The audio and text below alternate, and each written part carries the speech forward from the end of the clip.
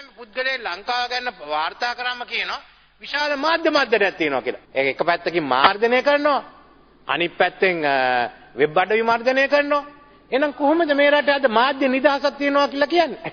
අද ප්‍රදීප් එක්නැලිකොටගේ මොකක්ද උනේ කියලා දැනගන්නකම් අපි කාටවත් එකඟ වෙන්න බෑ මේ මාධ්‍ය නිදහසක් මේ රටේ මාධ්‍ය මර්ධනයක් තියෙනවා. හුඟක් වෙලාවට මේ නිදහස් මාධ්‍ය සම්ප්‍රදායන් ගැන කතා කරන හුඟ දෙනෙක්ගේ අතීත කෙරුවාවල් ගැන කතා කිරීම මගේ යුතුයකමක් හැටියට තියෙනවා. මේ මෑතම භාගයේ 2001 අවුරුද්දේ ආපු එක්සත් ජාතික පක්ෂ වකවානු.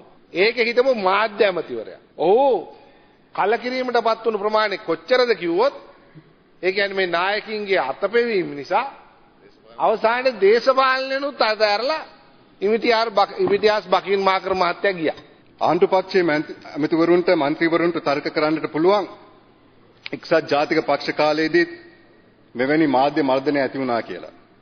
ඒක ඇත්ත. අපේ ආණ්ඩු කාලෙත් වැරදි වුණා.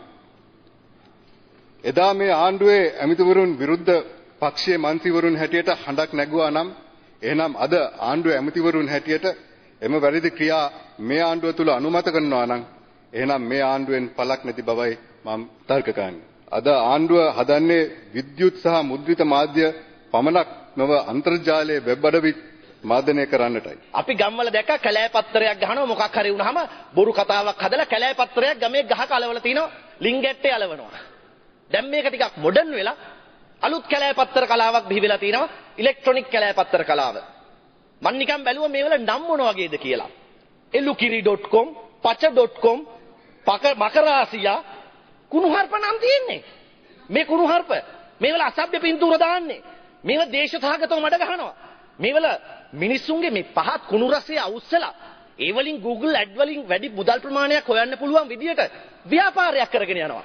මේවලට අම්මෙක් නෑ, මේවලට අප්පෙක් නෑ, මේවා ගහන්නේ කොහෙද කියලා කවුද දන්නේ? මේවා කොතනින් නිර්මාණය වෙනවද කියලා කවුද දන්නේ නෑ. එහෙනම් මේවා ලියාපදිංචි කරන එකේ මොකක්ද කියන වැරද්ද? ඒ වගේම ස්වාධීන රූපවාහිනිය ගැනත් යමක් කිව යුතුව තිබෙනවා. ITN එක ගැන ඒක තනි ක්‍රම ආණ්ඩුවට කඩ යන ආයතනයක් කියන එක අද රටේ ඕනම කෙනෙක් අතර පිළිගැනීමක් තියෙනවා. ප්‍රධාන ප්‍රවෘත්ති ප්‍රකාශය ගත්තත් අපි එක පැත්තකින් කල්පනා කරනවා මේකට මේ පවුලේ නාලිකාව කියලා නම දාපු එක්කිනා බොහොම දුරදිග බලලා අදට ගැළපෙන විදියට ඒක දැම්මද කියලාත් මට නම් හිතෙන වේ අනන්තයි. මොකද ITN එකේ තනිකරම රාජපක්ෂ පවුල පුම්බන්න පවුලේ නාලිකාව බවට මේක දැන් පරිවර්තනය කරගෙන තියෙන නිසා ඒ නම නම් ඒකට ගැළපෙන බව අපිට දැන් හිතන්න වෙලා තිබෙනවා.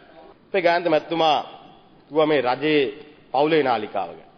ඇත්තටම මම ඔබතුමාත් සමග එකග වෙනවා. විශේෂයෙන්ම රජයේ මාධ්‍ය පසුගිය කාලේ මමයි ජනාධිපතිතුමයි අපේ අම්මයි මල්ලා දෙන්නයි නිවුස් බලනකොට පළවෙනි නිවුස් එක ජනාධිපතිතුමා ගැන, දෙවෙනි නිවුස් එක කතානායකතුමා ගැන, තුන්වෙනි එක බැසිල් ඇමතිතුමා ගැන, හතර ගෝඨාභය රාජපක්ෂ මැතිතුමා ගැන ක්‍රීඩා පුවත් වල යනවා නාම රාජපක්ෂ, අයෝති රාජපක්ෂ රග ක්‍රීඩා කරයි කියලා.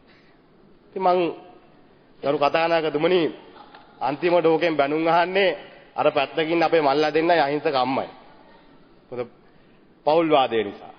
ඉතින් මම යෝජනා කරනවා මම ඉල්ලීමක් කරනවා ගරු සභාපතිතුමන්ලට ඒ ආයතන වලින් ඉතින් අවශ්‍ය දේ පමණක් දාන්න. ඒ පක්ෂ විපක්ෂ මන්ත්‍රීවරුන්ගේ අදහස් යෝජනා ඉදිරිපත් කරන්න.